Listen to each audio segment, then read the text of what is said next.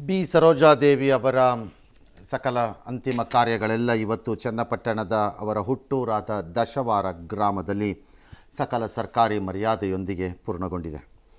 ಬೆಂಗಳೂರಿನ ಮಲ್ಲೇಶ್ವರಂ ನಿವಾಸದಲ್ಲಿ ಇವತ್ತು ಬೆಳಿಗ್ಗೆ ಮುಖ್ಯಮಂತ್ರಿಗಳು, ಕೆಲ ಸಚಿವರು, ಕಲಾವಿದರು ಹಾಗೂ ಅವರ ಆಪ್ತ ಬಳಗದವರೆಲ್ಲ ಅಂತಿಮ ದರ್ಶನ ಪಡೆದ ನಂತರ ಸುಮಾರು 11 ಗಂಟೆ ಸಮಯದಲ್ಲಿ ಅವರ ಪಾರ್ಥಿವ ಶರೀರವನ್ನು ರಸ್ತೆ ಮಾರ್ಗದಲ್ಲಿ ಚನ್ನಪಟ್ಟಣಕ್ಕೆ ತೆಗೆದುಕೊಂಡು ಹೋಗಲಾಯಿತು. ಅಂತಿಮ ತೆರೆದ ವಾಹನದಲ್ಲಿ ಅಂತಿಮ ಯಾತ್ರೆಯನ್ನು ಅಲ್ಲಿ ಮಾಡಿದರು. ಚನ್ನಪಟ್ಟಣದ ಗಾಂಧಿ ಭವನದ ಬಳಿ ಕೆಲ ಕಾಲ ಜನರಿಗೆ ಅಂತಿಮ ದರ್ಶನಕ್ಕೆ ಅವಕಾಶ ಮಾಡಿಕೊಟ್ರು. ಅದಾದ ನಂತರ ಅವರ ಮನೆ ಬಳಿ ಹೋಗಲಾಯಿತು ಸ್ವಲ್ಪ ಹೊತ್ತು. ನಂತರ ಅವರ ತಾಯಿಯ ಸಮಾಧಿ ಪಕ್ಕದಲ್ಲೇ ಊರಿನಲ್ಲಿ ಮೆರವಣಿಗೆಯ ಮೂಲಕ ಅವರ ಪಾರ್ಥಿವ ಶರೀರವನ್ನು ತೆಗೆದುಕೊಂಡು ಹೂವಿನ ಪಲ್ಲಕ್ಕಿಯಲ್ಲಿ ಆ ಜಮೀನಿನವರೆಗೆ ತೆಗೆದುಕೊಂಡು ಹೋದರು. ಅವರ ಮೊಮ್ಮಗ ಇರಬೇಕಲ್ವ, ಮಗ ಗೌತಮ್ ಅವರು ಪೂಜಾ ಕಾರ್ಯವನ್ನು ಅಂತಿಮ ಕ್ರಿಯೆ ನಡೆಸಿದ್ರು. ಸರ್ಕಾರಿ ಮರ್ಯಾದೆ ಗೌರವದೊಂದಿಗೆ ಒಕ್ಕಲಿಗರ ಸಂಪ್ರದಾಯದ ಪ್ರಕಾರದಲ್ಲೇ ಎಲ್ಲವನ್ನು ನಡೆಸಿದ್ರು. ಇದರಲ್ಲಿ ಮುಖ್ಯಮಂತ್ರಿ, ಉಪಮುಖ್ಯಮಂತ್ರಿ ಡಿ ಕೆ ಶಿವಕುಮಾರ್ ಅವರು ಭಾಗಿಯಾಗಿದ್ದರು. ಗುಡ್ ಗೆಸ್ಚರ್, ಒಳ್ಳೇದು ಮಾಡಿದ್ರು. ಹಲವಾರು ಸಿನಿಮಾ ಗಣ್ಯರು ಎಲ್ಲ ಹೋಗಿದ್ದರು. ಹೋಗಿ ಅವರಿಗೆ ಅಂತಿಮ ನಮನವನ್ನು ಸಲ್ಲಿಸಿದ್ರು. ಈ ಸರೋಜಾದೇವಿಯವರು ಅವರ ನಿಧನ ಇಡೀ ಚಿತ್ರರಂಗಕ್ಕೆ ದೊಡ್ಡ ಆಘಾತವನ್ನು ಉಂಟು ಮಾಡಿದೆ. ಸುಮಾರು 70 ದಶಕಗಳ ಕಾಲ ಚಿತ್ರರಂಗದಲ್ಲಿ ಇದ್ದರು. ಅಭಿನವ ಸರಸ್ವತಿ ಅಂತೇಳಿ ಬಹಳ ಚಿಕ್ಕ ವಯಸ್ಸಿನಲ್ಲೇ ಆ ಬಿರುದು ದೊರೆತಿತ್ತು. ಬಹಳ ಸಿನಿಮಾಗಳು ಮಾಡಿದ್ದಾರೆ ಅವರು. ಮಲ್ಲಮ್ಮನ ಪವಾಡ, ಕಿತ್ತೂರು ರಾಣಿ ಚೆನ್ನಮ್ಮ, ಒಬ್ರು.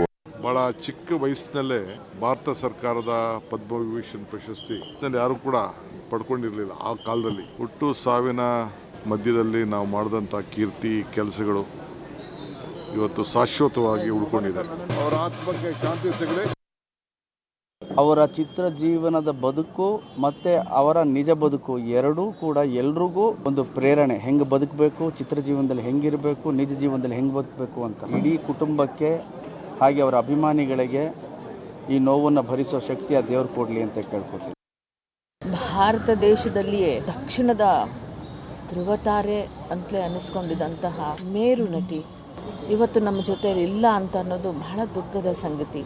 ಮುಂದಿನ ಎಷ್ಟೇ 88 kg ಇದ್ದವರು ಈಗ 72 kg ಬಂದಿದ್ದಾರೆ. ಅಂದ್ರೆ 16 kg ವೆಯ್ಟ್ ಲಾಸ್ ಮಾಡ್ಕೊಂಡಿದ್ದಾರೆ. ಮೊದಲ ದಪ್ಪ ಬಾಳದಿ, ಎಷ್ಟು ಮೇಯ್ ಬಿಟ್ಟಿದಿ, ಎಷ್ಟು ದಪ್ಪದಿ ಅಂತೇಳಿ ನನಗೆ ಹಾಸ್ ಮಾಡ್ತಿದ್ದು. ಈಗಿಲ್ಲ, ಬಿಸಲೇ ಬಾಳ ಸಣ್ಣ ಹುಡುಗಿಗತೆ ಕಾಣತ್ತೆ ನನಗೆ ಜನರು ಅಂತ. ಇದಕ್ಕೆ ಯಾವ ಸೈಡ್ ಎಫೆಕ್ಟ್ ಇಲ್ಲ. ನನಗೆ ಜೀನಿ ಸ್ಲಿಮ್ ತೊಗೊಂಡು ಫುಲ್ ಖುಷಿ ಇದನ್ನೀಗ.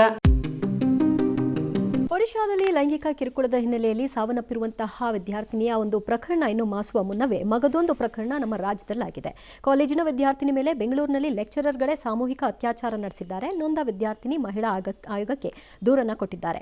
ಉಪನ್ಯಾಸಕ ನರೇಂದ್ರ ಸಂದೀಪ್ ಅನೂಪ್ ಎಂಬುವರನ್ನ ಮಾರ್ತಹಳ್ಳಿ ಪೊಲೀಸರು ಬಂಧನಕ್ಕೆ ಒಳಪಡಿಸಿದ್ದಾರೆ. ಇನ್ನು ಒಡಿಶಾದಲ್ಲಿ ವಿದ್ಯಾರ್ಥಿನಿ ಸಾವು ರಾಜಕೀಯ ಸ್ವರೂಪ ಪಡ್ಕೊಳ್ತು. ಬಿಜೆಪಿ ವ್ಯವಸ್ಥೆಯಿಂದಾಗಿ ನಡೆದಂತಹ ಕೊಲೆ ಅಂತ ರಾಹುಲ್ ಗಾಂಧಿ ಕಿಡಿಕಾರಿದ್ದಾರೆ. ಜುಲೈ 17ನೇ ತಾರೀಕು ಒಡಿಶಾ ಬಂದ್ಗೆ ಕರೆ ಕೊಟ್ಟಿದ್ದಾರೆ.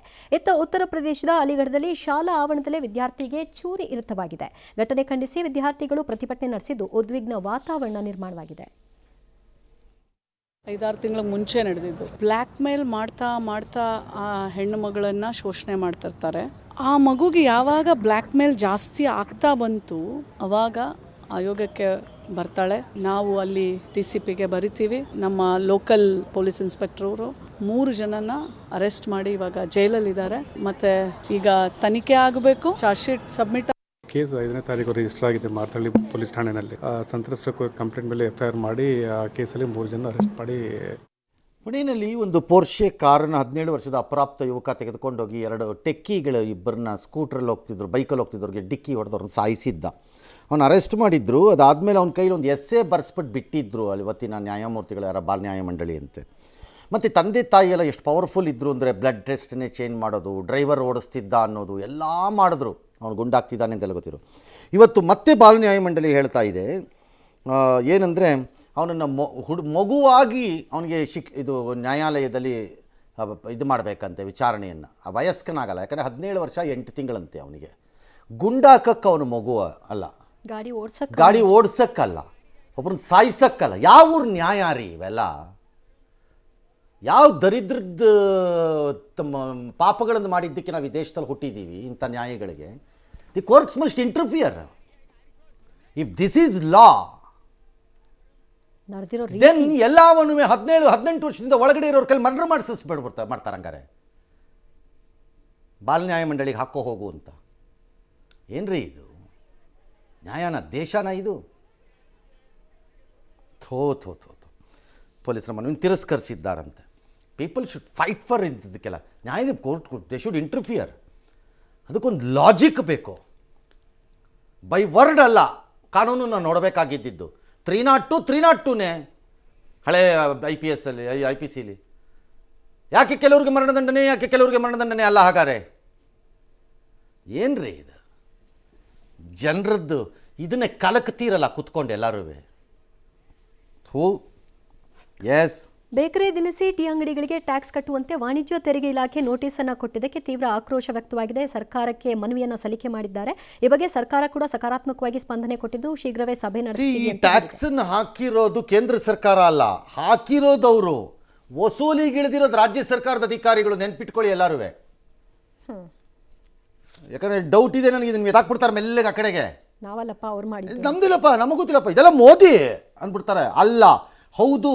ಮತ್ತು ಎರಡನೇದು, ಕರ್ನಾಟಕ ರಾಜ್ಯ ಸರ್ಕಾರ ಪದೇ ಪದೇ ಹೇಳ್ತೀರಲ್ಲಪ್ಪ, ಬೋಗಸ್ ಟ್ಯಾಕ್ಸು, ಅದು ಇದ್ದು ಗಬ್ಬರ್ ಸಿಂಗು ಮಣ್ಣು, ಯಾವ್ಯಾವ ಟ್ಯಾಕ್ಸ್ ಬೇಡ ಅಂತ ನೋಡೋಣ, ಒಂದು ಲಿಸ್ಟ್ ಮಾಡಿ ಕೊಡಿ ನೋಡೋಣ. ಕಮಿಟಿ ಒಳಕ್ಕೆ ನೋಡೋಣ, ಕೊಡಲ್ಲ.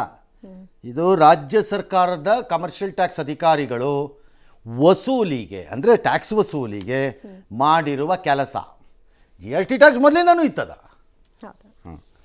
ಮಲ್ಟಿಪ್ಲೆಕ್ಸ್ಗಳು ಇದೆಲ್ಲ ಸಿಕ್ಕಾಪಟ್ಟೆ ಟಿಕೆಟ್ ಮಾಡ್ತಿದಾರಲ್ಲ, ಅದಕ್ಕೆ ಸರ್ಕಾರ ಎಲ್ಲದಕ್ಕೂ ಪ್ರಕಟ ಮಾಡಿಬಿಟ್ಟಿದೆಯಂತೆ. ಏನಂತ? ಏಕರೂಪ ದರ ಅಂತೆ. ನೀವೆಲ್ಲ 200 ರೂಪಾಯಿ ಮೇಲೆ ಮಾಡೋಂಗಿಲ್ಲ ಅಂತ. ಆಗಲ್ಲ ನೀವು ಮಾಡೋಕ್ಕೆ ಅಂತ ನನ್ನ ವಾದ. ಹೇಗೆ ಮಾಡ್ತೀರಿ? ಸರ್ಕಾರದಿಂದ ಆದೇಶ ಹೊರಡಿಸುವಂತೆ ಚಲನಚಿತ್ರ ಮಂಡಳಿ ಮನವಿ ಮಾಡಿತ್ತಂತೆ. ಮನವಿ ಮಾಡಿರ್ಬೋದು, but it's A question of business ಅಲ್ವಾ ಅವ್ರದ್ದು. ಮಲ್ಟಿಪ್ಲೆಕ್ಸ್ಗೂ ಸಿಂಗಲ್ ಸ್ಕ್ರೀನ್ಗೂ ಮೇಂಟೆನೆನ್ಸ್ ಒಂದೇ ಆಗುತ್ತೆ. ನಿಮ್ಮ ಪಾತ್ರ ಏನಿದೆ ಅದರಲ್ಲಿ? ನೀವೇನು ಥಿಯೇಟರ್ ಕಟ್ಟಿದ್ದೀರಾ?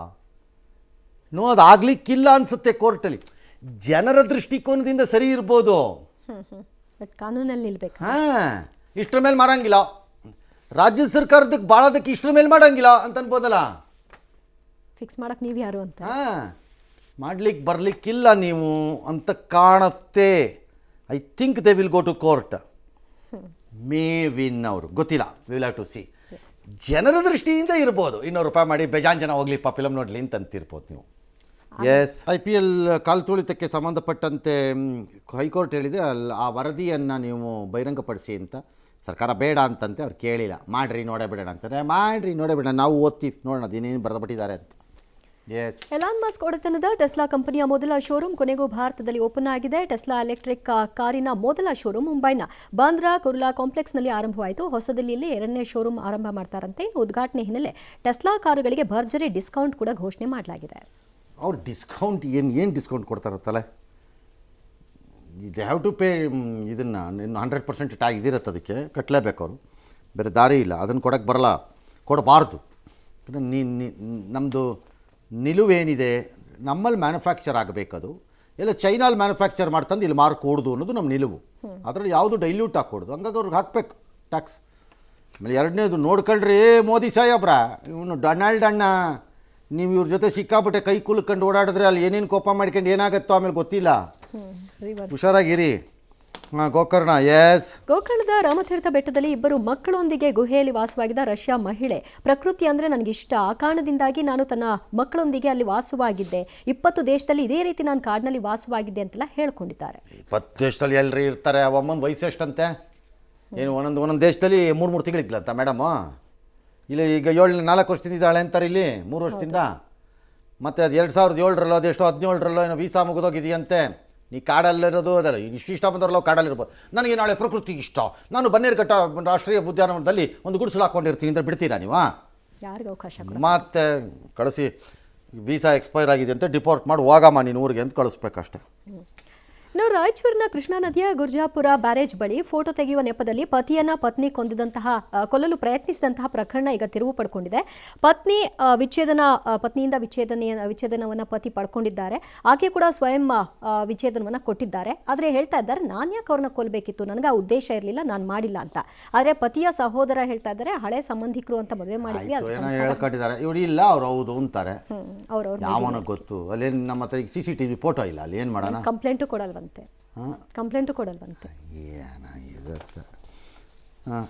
ದೆಹಲಿ ವಿಮಾನ ನಿಲ್ದಾಣದಲ್ಲಿ ಏರ್ಪೋರ್ಟಲ್ಲಿ ಕಾಕ್ಪಿಟ್ಗೆ ನುಗ್ಗಕ್ಕೆ ಯಾರೋ ಇಬ್ಬರು ವಿಮಾನದಲ್ಲಿ ಟ್ರೈ ಮಾಡಿದ್ರಂತೆ ದೆಹಲಿನಲ್ಲಿ. ಸರಿ, ಆಮೇಲೆ ಸ್ಟಾಫ್ ಎಲ್ಲ ಹಿಡ್ಕೊಂಡು ಅವರಿಬ್ಬರನ್ನು ಕೆಳಗೆ ಇಳಿಸಿ ಪೊಲೀಸ್ನವ್ರಿಗೆ ಹ್ಯಾಂಡ್ ಓವರ್ ಮಾಡಿದ್ದಾರೆ. ಏನಕ್ಕೆ ಹೋದ್ರು ಅವ್ರಿಗಿಬ್ರಿಗೆ ಏನಾಗಿತ್ತು? ಅವ್ರಿಗೆ AC ಗೋಸ್ಕರ ಕಿರಿಕ್ ಮಾಡಿದ್ದಾರೆ ಅಂತ ಸರ್. ಸರಿ, ಕಿರಿಕ್ ಹೋಗಿ ಕೆಕ್ಕಂಡ್ರಪ್ಪ, ಕಾಕ್ಪಿಟ್ ಒಳಗೆ ಯಾಕೆ ಹೋದ್ರಿ? ಅದು ಇಟ್ಸ್ ಎನ್ ಅಫೆನ್ಸ್. ಈಗಂತೂ ಅದು ಸೀರಿಯಸ್ ಅಫೆನ್ಸು. ಈಗ ಬ್ಲ್ಯಾಕ್ ಲಿಸ್ಟ್ ಹಾಕ್ತೀರಿ, ನೋ ಫ್ಲೈ ಇದಕ್ಕೆ ಲಿಸ್ಟ್ಗೆ ಹಾಕ್ತಾರೆ ನಿಮ್ಮನ್ನು.